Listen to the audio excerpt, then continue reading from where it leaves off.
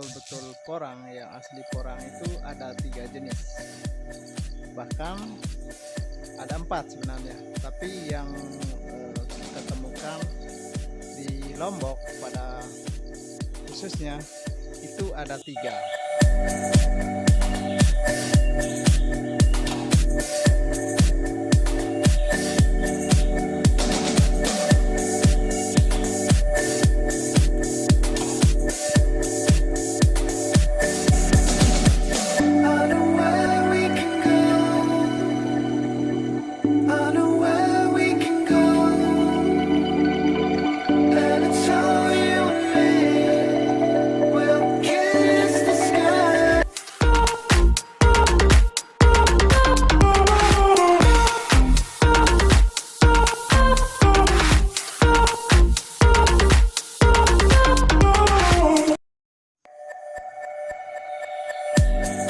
Halo, selamat siang. Ketemu lagi dengan kami di GSB Channel. Kali ini kembali lagi kita membahas tentang porang, dimana dalam video kali ini kita membahas berapa sih sesungguhnya jumlah porang atau berapa jeniskah porang itu, karena yang beredar masa-masa ini, saat-saat ini, kalau porang itu semakin banyak diminati oleh teman-teman petani kita, khususnya di petani seputaran kawasan, artinya petani pekebun, yang dimana cenderung masih bingung tentang memilih porang.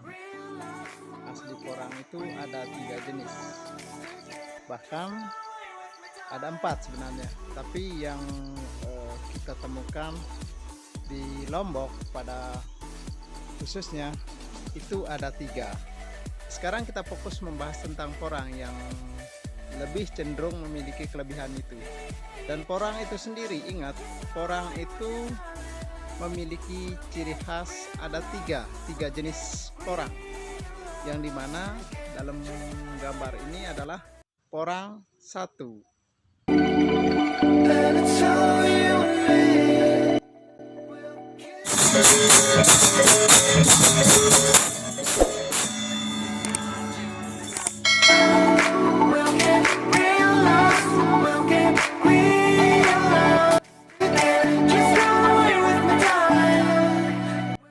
Selanjutnya, porang hitam atau black konjac ini dia memiliki umbi tidak terlalu besar, akan tetapi dia cenderung lebih padat dan lebih berat dibandingkan umbi porang lainnya.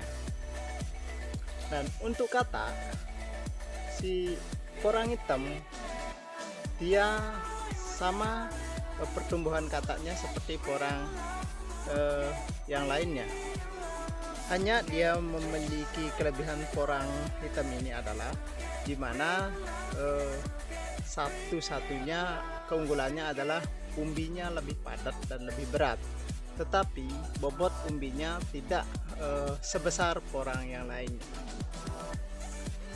Kelebihan dari porang hitam, batang dia cenderung lebih keras, tetapi katak masih dibilang relatif sama dengan porang yang lainnya. Tetapi nanti porang yang lainnya juga kita akan jelaskan apa kelebihannya dan apa kekurangannya. Tinggal nanti kita bisa memilih untuk cocoknya di daerah ini kita nanam porang jenis apa. Baik, kita lanjut ke video porang berikutnya.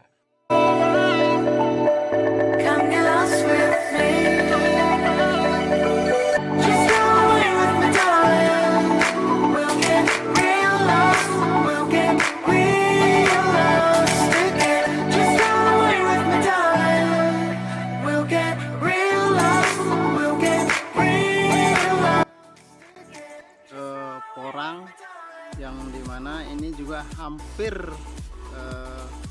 jenis batanya hampir mirip dengan si black konjac atau si porang hitam tadi, tapi ini condong dia hijaunya lebih kelihatan, tetapi hijau tua.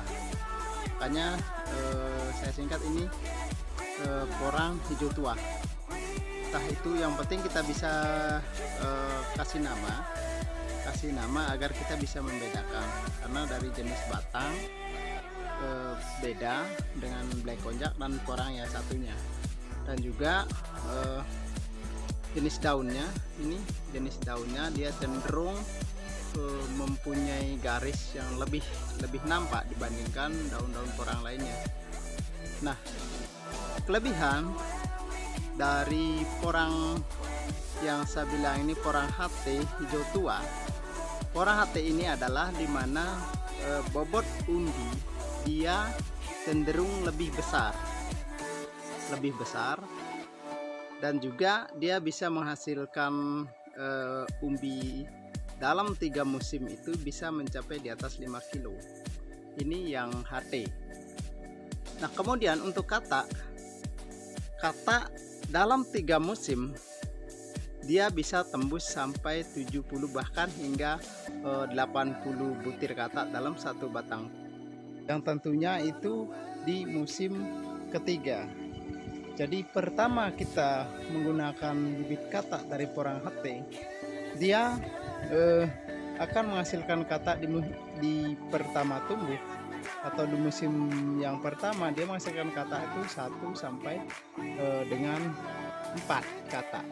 Lalu kemudian di musim kedua dia akan mengalami peningkatan kata itu cenderung lebih banyak, mulai dari 10 sampai dengan 15. Nah, di musim ketiga ini katanya tidak sekedar di setiap cabang, bahkan di ranting dan di ujung-ujung daun tuh akan. Porang HT ini adalah dimana porang yang tempat hidupnya biasanya dia di tempat yang tidak terlalu lembab. Nah, inilah yang banyak dilakukan oleh para petani itu, menanam porang mencoba dengan tanpa naungan atau menanam porang di lahan persawahan itu yang cocoknya adalah porang jenis HT atau hijau tua. Nah, kenapa? Karena dia lebih cenderung gampang dan bisa beradaptasi di tempat yang tidak terlalu banyak naungan, yang tentunya tempat itu memiliki ketinggian tertentu. Itu tentang porang HT.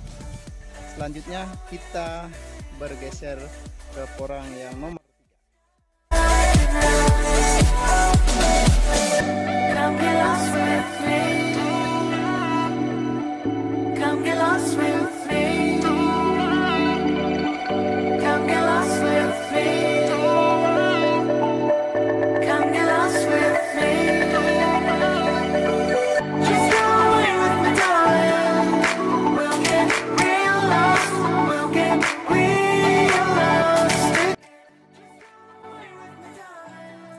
Selanjutnya memiliki kelebihan atau kekurangan masing-masing, yang tentunya masing-masing porang itu punya kelebihan dan kekurangan.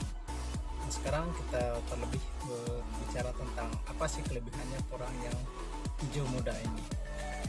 Baik, kita bahas satu persatu sambil kita menyimak video ini. Nah, di dalam video ini menampilkan bagaimana ciri-ciri dari porang hijau muda atau porang AM yang sengaja kita singkat atau sengaja kita buatkan nama agar kita bisa memilah dari ketiga ciri-ciri porang ini. Ciri-ciri batang hampir sama dengan porang sejenisnya, yaitu porang black konjak atau yang disebut porang hitam dan juga porang hijau tua. Hampir sama, cuma yang membedakan adalah dimana corak daripada batang itu dominannya hijaunya muda, tidak seperti yang lainnya dominan hijau tua. Ada juga yang hitam seperti black konjak. Nah, keunggulan dari porang hijau muda ini adalah dia mempunyai bobot umbi itu cenderung lebih besar, itu mencapai belasan kilo per umbi. Tentunya itu ada musim-musim tertentu. Misal kita menanamnya dari katak itu butuh waktu 3 tahun baru, atau 3 musim baru kita mendapatkan bobot umbi di atas 5 kilo. Itu porang yang warna batangnya itu hijau muda. Selanjutnya, kalau kita menggunakan bibit dari umbi kecil atau umbi mini, itu cenderung dalam 2 tahun itu kita mendapatkan umbi itu, atau kita memperoleh umbi itu di atas 5 kilo. Jadi ke semua porang itu tergantung bibit. Nah, satu yang enaknya kelebihan daripada porang yang berwarna hijau muda ini adalah dia memiliki katak itu relatif besar-besar dibandingkan porang sejenisnya. Dia cenderung lebih besar-besar, tetapi tidak sebanyak daripada jumlah katak dibandingkan porang yang hijau tua. Kalau mencari banyak kataknya, kalau kelebihan banyak kataknya itu ada pada porang hijau tua, tetapi di porang warna batangnya hijau muda ini tidak terlalu banyak katak, akan tetapi dia lebih cenderung lebih besar-besar, dan juga keunggulannya umbinya lebih besar-besar. Cuma yang jadi bahaya cuma si porang hijau muda ini adalah dia sensitif kena pupuk. Lebih-lebih kalau menggunakan pupuk urea, dia cepat hancur, atau dia cepat terserang ujung batang yang kurang lebih jaraknya dari umbi itu sekitar 5 cm, atau press di permukaan tanah itu dia akan membusuk, lalu kemudian batangnya akan rebahan. Nah, dia rentan kena pupuk, artinya cenderung tidak suka dipupuk.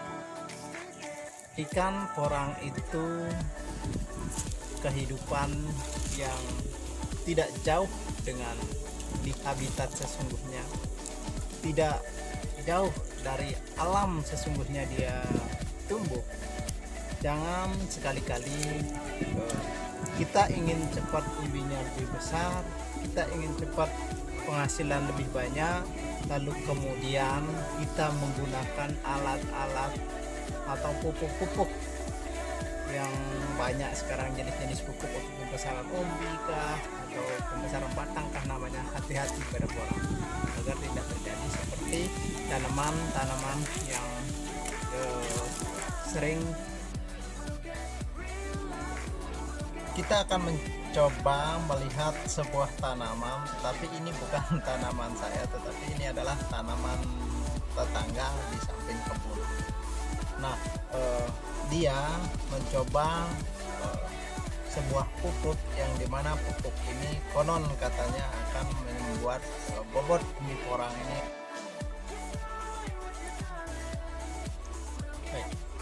Berbicara pupuk, di video sebelumnya saya juga pernah membuat video tentang pemupukan porang. Itu judulnya pupuk super dahsyat untuk tanaman porang. Nah, tujuan saya pemupukan waktu itu adalah saya hanya mengembalikan unsur tanah. Tidak,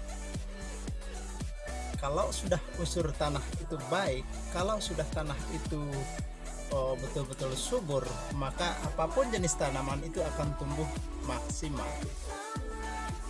Ingat, karena porang itu tumbuhan hutan, tumbuhan yang bisa hidup, bisa berkembang tanpa sentuhan manusia.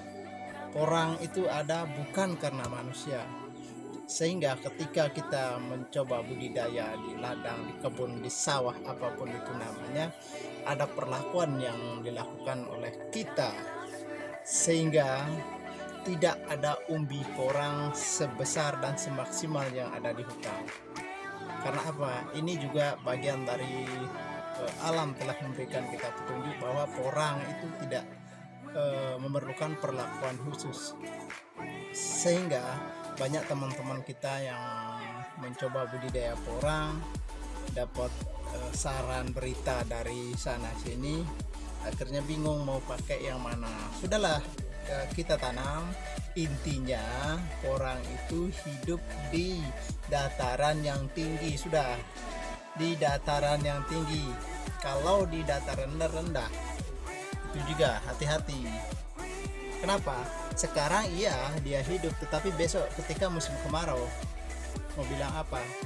Karena sesungguhnya porang itu dia butuh adaptasi di musim kemarau. Ketika umbinya di dalam tanah itu dia membutuhkan tempat yang ideal. Seperti yang saya sampaikan sebelumnya adalah di mana tempat yang ideal itu adalah di ketinggian mulai dari 200 sampai dengan 600 mdpl dari permukaan laut. Itu sudah ideal untuk porang.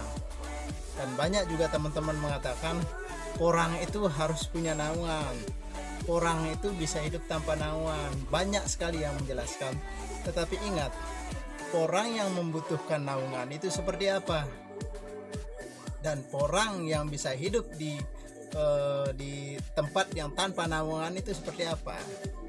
Sederhananya begini, porang yang hidup tanpa naungan yaitu porang ya betul-betul tanahnya itu lembab karena dia tidak perlu naungan. Kalau di tanahnya kering, dia pasti butuh naungan. Kenapa butuh naungan? Karena kembali umbinya yang paling kecil yang di dalam tanah ketika musim kemarau, dia akan beradaptasi dengan suhu panas itu. Sehingga kalau tidak ada naungan atau tidak lembab tanah itu, maka umbinya akan hilang, akan hancur. Untuk tahun berikutnya dia tidak akan tumbuh. Nah, sama dengan tanaman atau porang yang tidak ada naungannya tapi dia di tempat ketinggian. Ketika musim kemarau, karena tempat itu sudah ideal, tempatnya porang sudah berada di ketinggian, maka adaptasi umbi dalam tanah yang umbi kecil ini yang kita maksud, dia nyaman. Sehingga di musim berikutnya dia akan muncul tunas ketika musim hujan datang. Banyak kok teman-teman kita yang uji coba porang itu bisa tumbuh di tempat dataran rendah. Bisa tumbuh, iya, karena yang ditanam itu adalah biji kataknya, biji bunganya, dan juga kataknya, ada juga yang sudah dipolibia. Betul, dia tumbuh karena pasca penanaman porang tuh pas di musim hujan dia akan tumbuh sampai membesar-besar, lalu kemudian dia berbuah katak. Itu tidak masalah, tetapi yang jadi masalahnya adalah tahun depan atau musim besoknya ketika kemarau. Di sana masalahnya, bukan sekarangnya. Kalau sekarang ya tidak masalah karena ada hujan, ada musim hujan, karena sekarang itu musim-musim orang menanam porang, mau ditanam dimanapun dia akan tumbuh baik. Wong porang mau ditaruh di mana-mana tetap dia akan tumbuh. Cuma jadi masalahnya ketika kita menanam porang di dataran rendah, itu akan terganggu ketika musim kemarau. Artinya setelah dia dorman tinggal umbinya saja di dalam tanah. Apakah dia bertahan?